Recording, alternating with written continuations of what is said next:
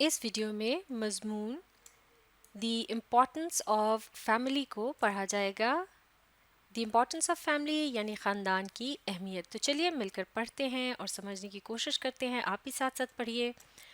To understand how crucial the existence of strong family is, یعنی اس بات کو سمجھنے کے لیے کہ ایک مضبوط خاندان جو ہوتا ہے اس کا وجود کتنا کروشل یعنی اہم ہے, is to the civilization of free spirits, ایک ایسی سویلائزیشن یا تہذیب کے لیے جہاں فری اسپرٹس یعنی آزاد انسان رہتے ہوں. We might meditate on the odd fact that the first of the targets of tyrants and utopians of the political right and left is always the family. We might meditate یعنی ہم غور کر سکتے ہیں اس آڈ فیکٹ یعنی عجیب بات پر کہ پہلا جو نشانہ ہوتا ہے, ٹارگٹ یعنی نشانہ ہوتا ہے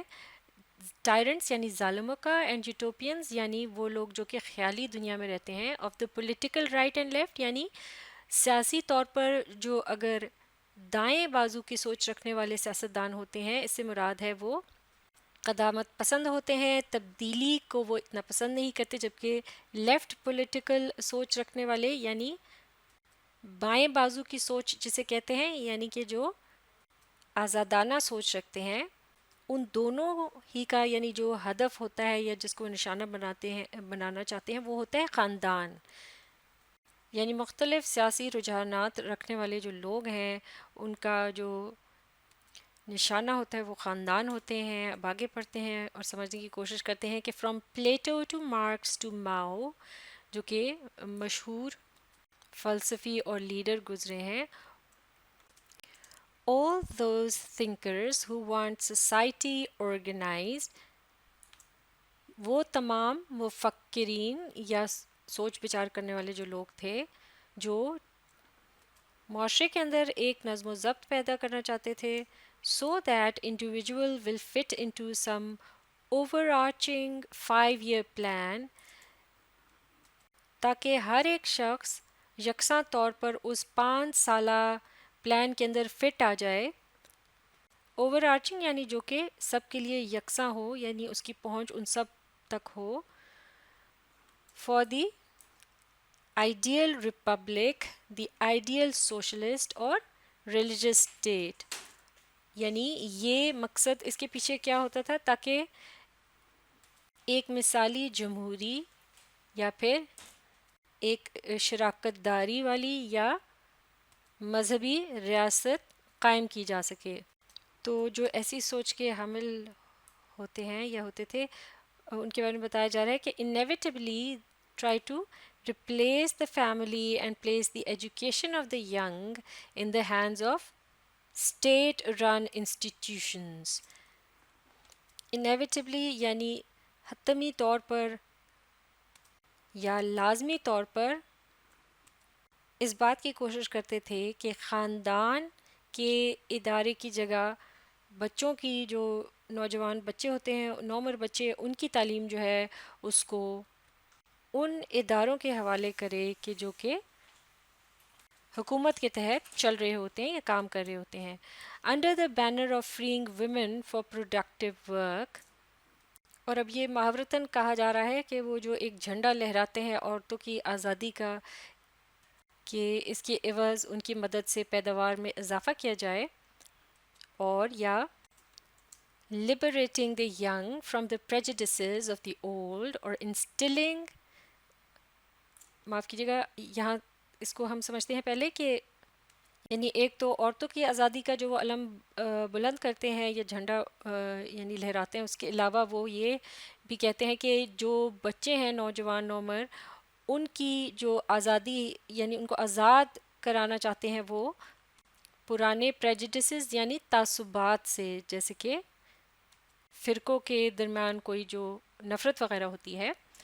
اور instilling the values necessary for an ideal commonwealth, یا وہ منتقل انسٹل یعنی منتقل کرنا چاہتے ہیں ان ویلیوز یا قدروں کو جو کہ بہت ضروری ہوتی ہیں ایک مثالی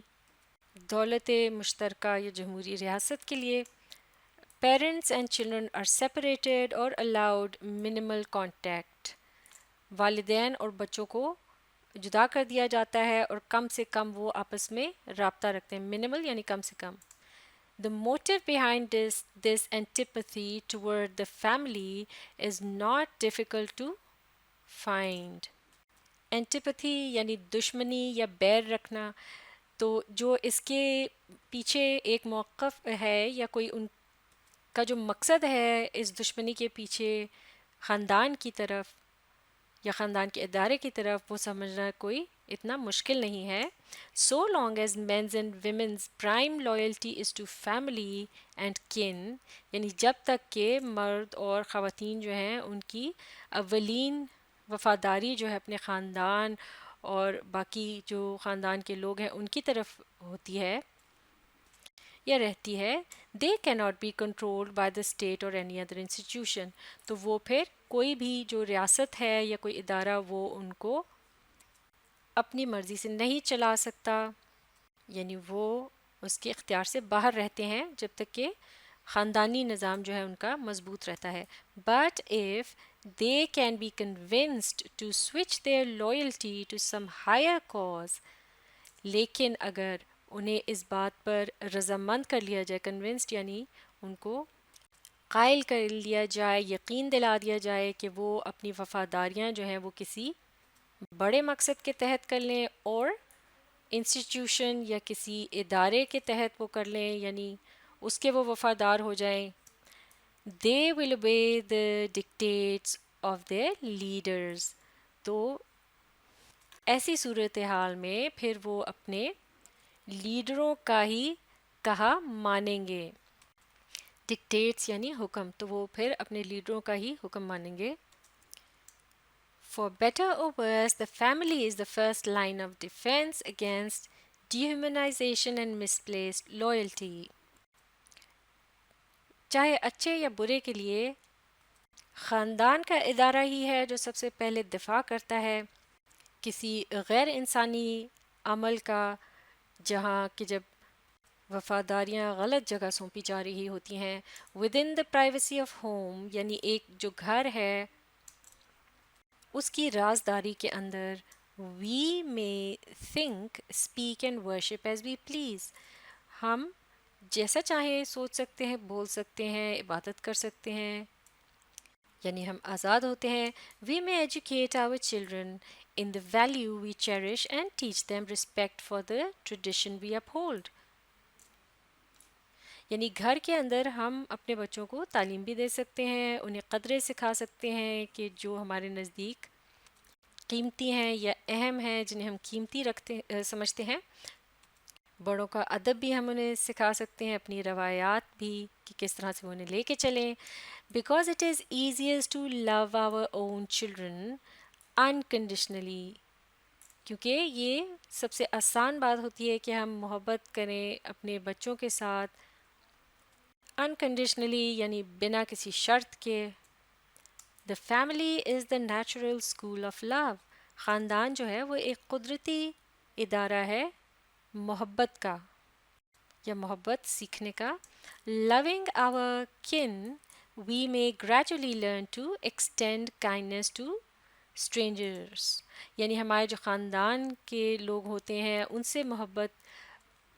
جب ہم رکھتے ہیں یا رکھنا سیکھتے ہیں خاندان کے اندر، جب ہم رہ رہے ہوتے ہیں تو بالآخر آہستہ آہستہ ہم طریقہ سیکھ لیتے ہیں کہ کس طرح سے ہم نے غیروں کے ساتھ بھی رحم دلی برتنی ہے. And because children incarnate our hopes، اور چونکہ بچے جو ہیں وہ ہماری جو امیدیں ہوتی ہیں ان کو ایک طرح سے انکارنیٹ یعنی خود کر کے دکھانے کی کوشش کرتے ہیں، ویسا ہی بننے کی کوشش کرتے ہیں. They are our visceral evidence of wisdom of investing our time and care in the lives of others، یعنی وہ ہمارا اندرونی وسرل یعنی بہت اندر کا اندرونی ایویڈنس یعنی ثبوت ہوتے ہیں ہماری حکمت یا دانش مندی کا کہ ہم نے اپنا جو وقت ہے اس کو کس طرح سے صرف کیا ہے دوسروں کی زندگیوں میں ان کا خیال رکھنے کے لیے. Almost without noticing it, we are voluntarily eroding the freedom and surrendering the loyalties that no tyrant could take from us without a fight. Almost without noticing it یعنی بنا اس چیز کا نوٹس لیے یا اس کو ہم محسوس بھی نہیں کر پاتے لیکن ہم خود والنٹریلی یعنی اپنی مرضی کے تحت ایروڈنگ دا فریڈم یعنی اس آزادی کو جو ہے ہم خود سلب کر رہے ہیں یا ختم کریں کم کر رہے ہیں اینڈ اور سرینڈرنگ اور ہم ایک طرح سے ہتھیار ڈال رہے ہیں یا اپنی جو وفاداریاں ہیں ان کو ہم داؤ پہ لگا رہے ہیں جو کہ کوئی بھی جو ظالم ہے وہ ہم سے نہیں لے سکتا بنا لڑے جھگڑے. یعنی زور زبردستی سے تو وہ یہ کام کروا سکتا ہے لیکن افسوس یہ کہ بنا سوچے سمجھے ہم خود ہی ایک طرح سے اپنے پاؤں پر کلہاڑی مار رہے ہیں اور یہ وفاداریاں جو ہیں وہ ہم تبدیل کر رہے ہیں. یعنی اپنے خاندان کے جو نظام ہے وہ اب اتنا مضبوط نہیں رہا اس کو ہم اس طرح سے توجہ نہیں دے رہے. By our increasingly slavish devotion to the economic order یعنی جس طرح سے ہم معاف کیجیے گا یہ لفظ ہے سلیوش تو جس طرح ہماری یہ جو بڑھتی ہوئی غلاموں کی طرح سے ایک عقیدت ہے اقتصادیات کی طرف یعنی پیداواری مسائل کی طرف جس سے کہ پیداوار وغیرہ میں اضافہ ہوتا ہے. We are destroying the cradle of freedom ہم خود آزادی کا جو پنگھوڑا ہے یا جھولا ہے اس کو ہم تباہ کر رہے ہیں. The iron law of profit is best served by those who are willing to depersonalize themselves by valuing efficiency above compassion. یعنی جو آہنی ایک اصول ہے منافع کا وہ بہترین طریقے سے تب حاصل ہوتا ہے یا ان لوگوں کے ذریعے حاصل ہوتا ہے جو کہ اس بات پر رضامند ہوتے ہیں کہ وہ یعنی ایسے لوگ جو کہ خود اپنی رضامندی سے خود کو نیچے گرانا چاہتے ہوں ڈی پرسنلائز یعنی کہ خود کا تماشا بنانا چاہتے ہوں یا خود کو کمتر دکھانا چاہتے ہوں. By valuing efficiency Abu compassion کارکردگی کو ہمدردی پر اہمیت دے کر. آگے پڑھتے ہیں and devotion to the competition goals معاف کیجیے گا competitive goals of the corporation over loyalty to family اور ان کی تمام تر عقیدت برابری حاصل کرنے جیسے مقاصد کی طرف لگ جاتی ہے اپنے کسی بھی ادارے کی خاطر جسے وہ خاندانی وفاداری سے بھی بڑھ کر افضل سمجھنے لگتے ہیں. History of the world economics contain a parable that illuminates our present dilemma and offer a challenge to the men and women. یعنی دنیا بھر کی جو اقتصادیات ہے اس میں ہمیں ایک یہ مثال ملتی ہے جو کہ اس بات پر روشنی ڈالتی ہے جو ہمارا موجودہ مسئلہ ہے اور وہ ایک طرح سے مقابلے پر اکساتی ہے مرد اور خواتین کو. Originally, economics meant the art of managing a household. بنیادی طور پر اقتصادیات سے مراد تھی کنبے کے نظام کو چلانے کا فن and it contained the notion of thrift and voluntary simplicity. اور اس میں ایک عنصر پایا جاتا تھا کفایت شعاری کا یعنی فضول خرچی سے بچنا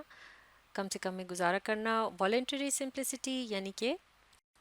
رضاکارانہ طور پر یا اپنی خوشی سے سادگی اختیار کرنا. Later under